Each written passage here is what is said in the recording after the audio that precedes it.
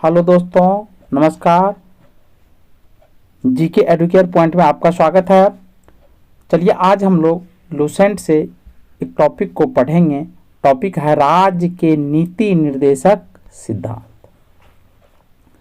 चलिए इनसे जुड़े हुए जो महत्वपूर्ण तथ्य दिए गए हैं उन तथ्यों को एक एक करके देखते हैं। चलिए आरंभ करते हैं। राज्य के नीति निर्देशक सिद्धांत कह रहा है कि राज्य की नीति निर्देशक सिद्धांत का वर्णन संविधान के भाग 4 में अनुच्छेद 36 से 51 तक किया गया है। हम जानते हैं कि हमारे संविधान में वर्तमान में 22 भाग है, यानी 22 भाग है, जिनमें से भाग 4 जो है वो राज्य के नीति निर्देशक सिद्धांत से संबंधित है, जुड़े हुए हैं। और राज्य के नीति निर्देशक सिद्धांत का जो वर्णन किया गया है वो अनुच्छेद 36 से लेकर 51 तक किया गया है। इसकी प्रेरणा आयरलैंड के संविधान से मिली है, यानी भारतीय संविधान में जो राज्य के नीति निर्देशक सिद्धांत को जोड़ा गया है वो आयरलैंड के संविधान से लिया गया है और इसमें जोड़ा गया है।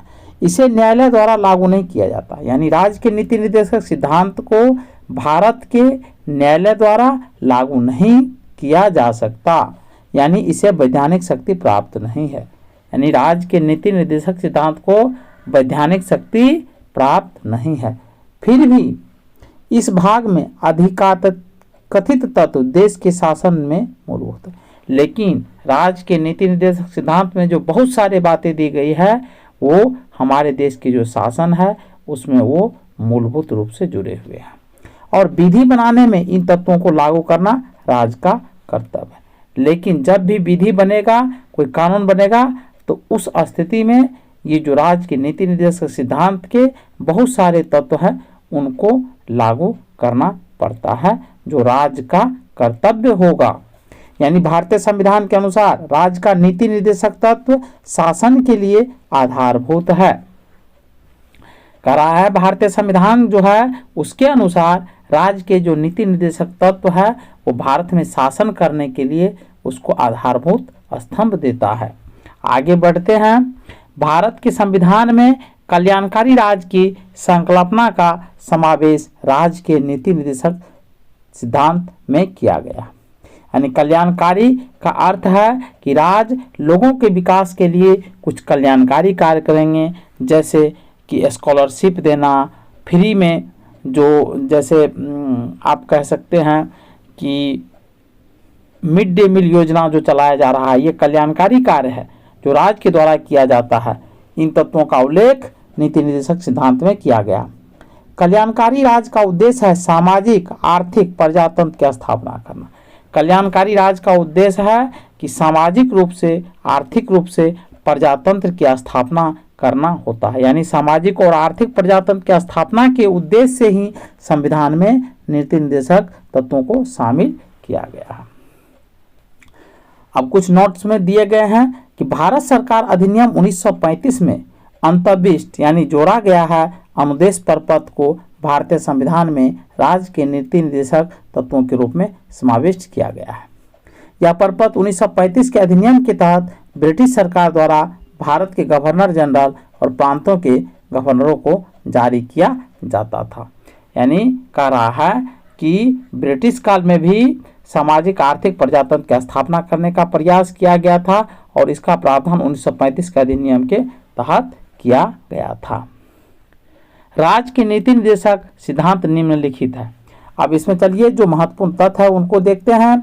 अनुच्छेद 38 कहता है कि राज्य लोक कल्याण की अभिवृद्धि के लिए सामाजिक व्यवस्था बनाएगा जिससे नागरिक को सामाजिक आर्थिक राजनीतिक न्याय मिले। यानी अनुच्छेद 38 में कहा गया है कि राज्य लोगों के कल्याण में वृद्धि के लिए सामाजिक व्यवस्था बनाएगा, जिससे ऐसी सामाजिक व्यवस्था का निर्माण करेगा जिससे लोगों का सामाजिक विकास भी हो, आर्थिक विकास भी हो और राजनीतिक विकास भी हो और सामाजिक न्याय भी मिले, आर्थिक न्याय भी मिले और राजनीतिक न्याय भी मिले।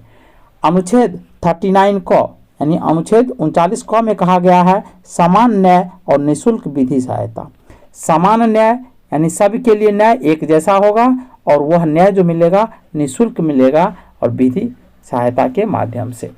समान कार्य के लिए समान वेतन की व्यवस्था इसी में है, यानी समान कार्य के लिए चाहे महिला हो या पुरुष हो, जो समान कार्य करता है, एक ही फैक्ट्री में समान कार्य करते हैं, तो उन दोनों का जो वेतन होना चाहिए वो समान होना चाहिए अनुच्छेद 39 क के अनुसार। अगला पॉइंट देखते हैं। अनुच्छेद 39 ख में कहा गया है कि सार्वजनिक धन का स्वामी तथा नियंत्रण इस प्रकार करना ताकि सार्वजनिक हित का सर्वोत्तम साधन हो सके। यानी कह रहा है कि सरकार का जो धन है उन पर नियंत्रण इस प्रकार स्थापित किया जाए कि उनका लाभ सभी को पूरा मिले और बराबर मिले। अनुच्छेद 39 ग में कहा गया है धन का समान वितरण, यानी धन जो है उनका समान वितरण हो, जबकि देश में अभी भी असमानता बरकरार है और वो बड़े स्तर पर है। अनुच्छेद 40 में कहा गया है ग्राम पंचायतों का संगठन करना, यानी राज्य का यह कर्तव्य है कि वो ग्राम पंचायत का निर्माण करे, उनको संगठन करे, उनको आगे बढ़ाने का काम करे। अनुच्छेद 41 कुछ दशाओं में काम, शिक्षा और लोक सहायता पाने का अधिकार कह रहा है। अनुच्छेद 41 में कहा गया है कुछ दशाओं में काम का, शिक्षा और लोक सहायता पाने का भी अधिकार मिलना चाहिए। नोट में दिया गया है कि 15 अगस्त 1995 से प्रभाव में आया राष्ट्रीय सामाजिक कार्यक्रम भारतीय संविधान के अनुच्छेद 41 के प्रावधानों की पूर्ति करता है। इसका उद्देश्य है गरीबों को सामाजिक सहायता उपलब्ध कराना। वर्तमान में इसमें 5 योजनाएं शामिल हैं। यानी कह रहा है कि 1995 में राष्ट्रीय सामाजिक कार्यक्रम लाया गया था और जिसके तहत लोगों को, गरीबों को, देश के जो गरीब लोग हैं उसको सामाजिक सहायता दिया जाएगा। चलिए इसमें जो कार्यक्रम जुड़े हुए उनको देखते हैं। इसमें है इंदिरा गांधी राष्ट्रीय वृद्धावस्था पेंशन योजना। इस योजना के तहत वृद्ध लोगों को पेंशन दिया जाता है। दूसरा है इंदिरा गांधी राष्ट्रीय विधवा पेंशन योजना। मान लीजिए किसी महिला के पति मर गया है तो उनको भी पेंशन दिया जाएगा। तीसरा है इंदिरा गांधी राष्ट्रीय विकलांगता पेंशन योजना। जो विकलांग व्यक्ति है, जो हैंडीकैप्ड व्यक्ति है, उनको भी पेंशन दिया जाता है। चौथा है राष्ट्रीय परिवार लाभ योजना, यानी परिवार के लाभ के लिए भी एक योजना चलाई गई है, उनके तहत परिवार को लाभ दिया जाता है। और एक है अन्नपूर्णा योजना। आगे बढ़ते हैं। अनुच्छेद 42 में कहा गया है कि काम की न्यायसंगत और मनोवोचित दशाओं का तथा प्रसूति सहायता उपलब्ध। इसमें कहा गया है काम का न्यायसंगत और मनोवोचित दशाओं, जैसे मान लीजिए कोई महिलाएं गर्भवती है या प्रेग्नेंट है तो उनको मातृत्व छुट्टी मिलना का प्रावधान अनुच्छेद 42 के तहत दिया गया। आगे है अनुच्छेद 43। इसमें कह रहा है कर्मकारों के लिए निर्वाचन मजदूरी एवं कुटीर उद्योग को प्रोत्साहन। जो काम करने वाले लोग हैं उनके लिए मजदूरी की व्यवस्था की जाए और कुटीर उद्योग को बढ़ावा दिया जाए, यानी कुटीर छोटे स्तर पर जो उद्योग लगाए जाते हैं उनको कुटीर उद्योग कहते हैं और उनके विकास को बल दिया जाए और ये राज्य का कर्तव्य है। अनुच्छेद 44 में कहा गया है नागरिकों के लिए समान सिविल संहिता, नागरिकों के लिए समान सिविल संहिता की व्यवस्था हो। अनुच्छेद 46 में कहा गया है कि अनुसूचित जाति, अनुसूचित जनजाति और अन्य दुर्बल वर्गों को शिक्षा और अर्थ संबंधी हितों की अभिवृद्धि, यानी देश में अनुसूचित जाति एसटी है, एससी है और एसटी है, इनके ये जो है दबे कुचले लोग हैं, इनके विकास के लिए, इनको शिक्षा में बढ़ावा देने के लिए, इनकी आर्थिक स्थिति को मजबूत करने के लिए प्रयास किया जाना चाहिए और ये राज्य का कर्तव्य है। अनुच्छेद 47 में कहा गया है पोषाहार स्तर, जीवन स्तर को ऊंचा करने तथा लोक स्वास्थ्य का सुधार करने का राज्य का कर्तव्य है। अनुच्छेद 47 में कहा गया है कि लोगों को, जैसे भूखमरी है तो लोगों को उनसे छुटकारा दिलाना, किसी लोगों को भूखे नहीं रहने देना, उनके जीवन स्तर को ऊंचा करना, भूखमरी को कम करना, उनके स्वास्थ्य को सुधार करना, ये भी राज्य का कर्तव्य है। आगे बढ़ते हैं। अनुच्छेद 48 में कहा गया है कृषि एवं पशुपालन का संगठन, यानी कृषि के विकास को बल देना, कृषि के विकास के लिए महत्वपूर्ण कदम उठाना, ये राज्य का कर्तव्य है। पशुपालन को बढ़ावा देना, ये भी राज्य का कर्तव्य है, और ये अनुच्छेद 48 में कहा गया है।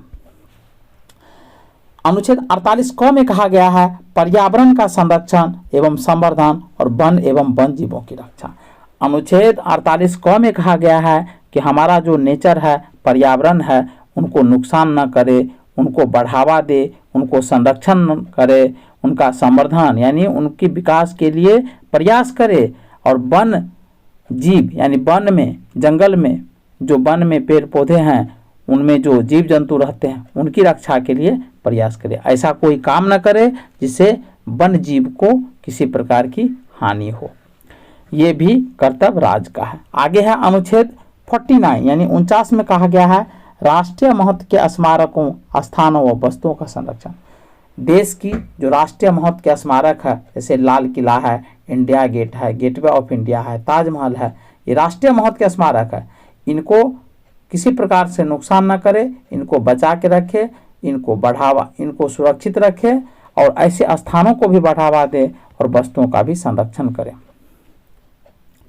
अनुच्छेद 50 में कहा गया है कार्यपालिका एवं न्यायपालिका का पृथक्करण। ये महत्वपूर्ण पॉइंट है। अनुच्छेद 50 में कहा गया है कि कार्यपालिका यानी कार्यपालिका देश का जो प्रमुख होता है वो राष्ट्रपति होता है, और कार्यपालिका का जो प्रमुख होता है वह भी राष्ट्रपति होता है। और कार्यपालिका का काम है कानून को लागू करना, न्यायपालिका का काम होता है कानून का संरक्षण करना। तो कार्यपालिका और न्यायपालिका दोनों को अलग रखा गया है, अलग किया जाए, और ये बातें अनुच्छेद 50 में कही गई है। अनुच्छेद 51 में कहा गया है कि अंतर्राष्ट्रीय शांति और सुरक्षा की अभिवृद्धि। अनुच्छेद 51 में कहा गया है कि अंतर्राष्ट्रीय स्तर पर युद्ध जो हो रहा है ये नहीं होनी चाहिए, अंतर्राष्ट्रीय स्तर पर शांति को बढ़ावा दिया जाए और सभी देश की सुरक्षा के लिए प्रयास किए जाए। चलिए आगे देखते हैं। उपर्युक्त अनुच्छेद के अतिरिक्त कुछ ऐसे अनुच्छेद भी हैं जो राज्य के लिए नीति निर्देशक सिद्धांत के रूप में कार्य करते हैं। जैसे अनुच्छेद 350 में अब हम देखते हैं कुछ महत्वपूर्ण अनुच्छेद हैं जो राज्य की नीति निर्देशक सिद्धांत के रूप में कार्य करते हैं। वह अनुच्छेद 350 का क। इसमें कहा गया है प्राथमिक स्तर पर मातृभाषा में शिक्षा देना। प्राथमिक स्तर पर प्रत्येक माता पिता का यह कर्तव्य है कि जो उसकी भाषा है, स्थानीय स्तर की जो भाषा है, मातृभाषा है, उसमें बच्चों को शिक्षा देना चाहिए। अनुच्छेद 351 में कहा गया है हिंदी को प्रोत्साहन देना। हिंदी हम जानते हैं कि भारत के अधिकांश लोग हिंदी बोलते हैं, और इस स्थिति में हिंदी को भी प्रोत्साहन दिया जाना चाहिए। ये बातें अनुच्छेद 351 में कही गई है। आगे बढ़ते हैं। नोट में दिया गया है कि राज्य का नीति निर्देशक तत्व एक ऐसा चेक है जो बैंक की सुविधा अनुसार अदा की जाएगी। यह कथन केटी शाह का है। चलिए मौलिक अधिकार एवं नीति निर्देशक सिद्धांत में अंतर को समझते हैं, दोनों में क्या अंतर है। तो पहले है नीति निर्देशक सिद्धांत और बाद में है मौलिक अधिकार।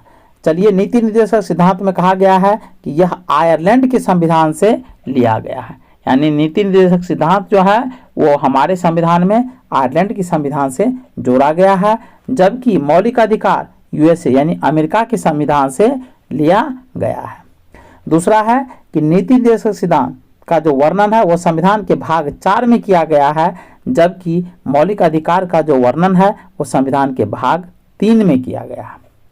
नीति निर्देशक सिद्धांत को लागू करने के लिए न्यायालय नहीं जा सकता, यानी न्यायालय में जाकर के न्यायालय के माध्यम से न्यायालय के दबाव में इसे लागू नहीं किया जा सकता, जबकि मौलिक अधिकार का हनन होने पर इसे न्यायालय द्वारा लागू किया जा सकता है, कार्रवाई की जा सकती है। उसके बाद है चौथा पॉइंट है कि नीति निर्देशक सिद्धांत के तहत यह समाज की भलाई के लिए है, समाज की भलाई के लिए, जनता की भलाई के लिए, उनके विकास के लिए है नीति निर्देशक सिद्धांत, जबकि मौलिक अधिकार जो है यह व्यक्ति के अधिकार के लिए है, यानी व्यक्ति की भलाई के लिए। पांचवा है पॉइंट नीति निर्देशक सिद्धांत, इसके पीछे राजनीतिक मान्यता है। नीति निर्देशक सिद्धांत के तहत एक राजनीतिक मान्यता है, जबकि मौलिक अधिकार के पीछे कानूनी मान्यता है। अगला पॉइंट देखते हैं, पॉइंट 6 है कि नीति निर्देशक सिद्धांत सरकार के अधिकारों को बढ़ाता है, यानी सरकार के जो अधिकार हैं उनको बढ़ाता है, जबकि मौलिक अधिकार जो है ये सरकार के महत्व को घटा देता है, यानी कम कर देता है। 7वां पॉइंट है कि मौलिक नीति निर्देशक सिद्धांत जो है ये राज्य सरकारों के द्वारा लागू करने के बाद ही नागरिक को प्राप्त होता है, यानी नीति निर्देशक सिद्धांत जब तक राज्य लागू नहीं करेंगे तब तक व्यक्ति को प्राप्त नहीं होगा, जबकि मौलिक अधिकार नागरिकों को स्वतः प्राप्त हो जाता है। राज्य लागू करे या न करे उसे कोई लेना देना नहीं है, ये बिना लागू किए भी देश के नागरिक को मौलिक अधिकार प्राप्त हो जाता है। तो चलिए दोस्तों, आज हमने नीति निर्देशक सिद्धांत के बारे में पढ़ा और ये नीति निर्देशक सिद्धांत और मौलिक अधिकार में जो मूल अंतर है उनके बारे में भी चर्चा की है। चलिए मिलते हैं नए टॉपिक के साथ, तब तक के लिए जय हिंद।